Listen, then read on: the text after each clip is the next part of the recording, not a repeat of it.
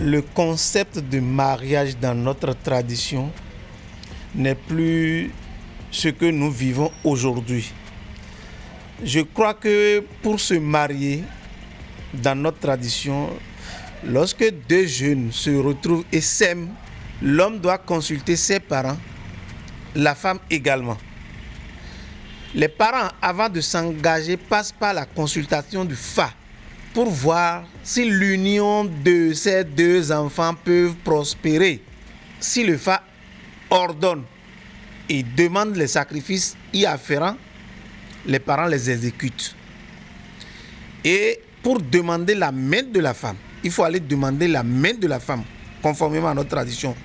C'est les deux familles de l'homme qui prennent la décision. Sa famille paternelle et maternelle s'asseyent pour prendre la décision.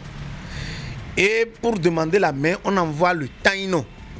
Les hommes ne vont jamais demander la main d'une femme.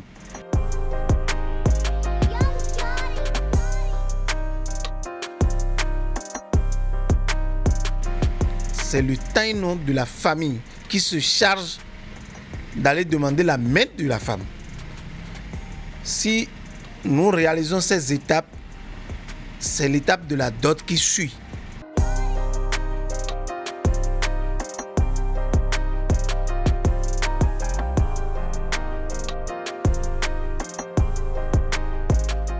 Lorsque vous finissez de doter votre femme, les 4 familles s'unissent un jour pour ordonner que la fille rejoigne son mari. Et lorsque la femme rejoint son mari, ce n'est pas automatiquement que les deux se mettent ensemble. La femme rejoint son mari, on la confie à sa belle-mère pour que la belle-mère l'éduque à la manière de la famille. Parce que la belle-mère, étant déjà dans la famille, c'est elle qui sait comment il faut vivre avec les hommes de cette famille. Et c'est pendant 1 ou 2 semaines, cette femme reste avec sa belle-mère pour apprendre comment il faut nourrir les enfants de cette famille. Quels sont les us et coutumes à respecter forcément dans la famille. Ce n'est qu'après ça qu'on ordonne la femme à commencer par aller se coucher avec son homme.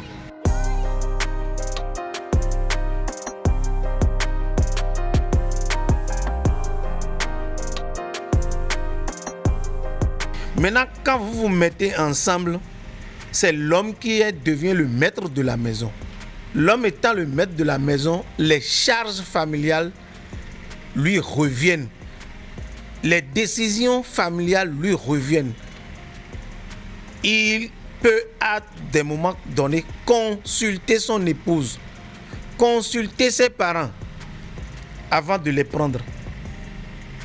Là, c'est autre chose.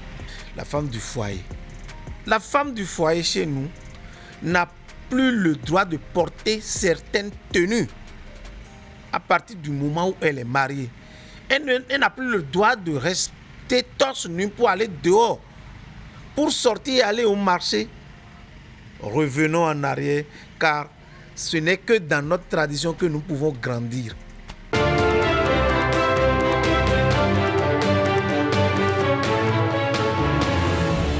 Eh oui, on n'aurait pas pu trouver une meilleure conclusion. Ce n'est que dans notre culture que nous pouvons grandir. Et j'ajouterai simplement ce qu'il y a de bon, ce qu'il y a de meilleur, ce qu'il y a de positif dans notre culture qu'il faudra grandir, car, eh oui, nous restons et demeurons béninois particulièrement, mais africains aussi.